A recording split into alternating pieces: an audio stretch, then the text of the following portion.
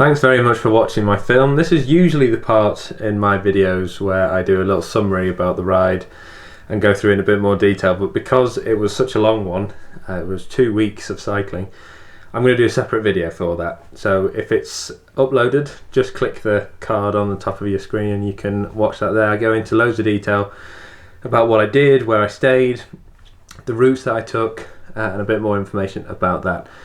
If you would like to donate to the cause, I'm still taking donations. There'll be a link in the description for that, so if you would like to donate, I would be very, very grateful, and it does go a long way. If you're new to the channel, please give us a thumbs up and consider subscribing. I bring out loads of films like this, so if that's something you're interested, please join me on my next adventure.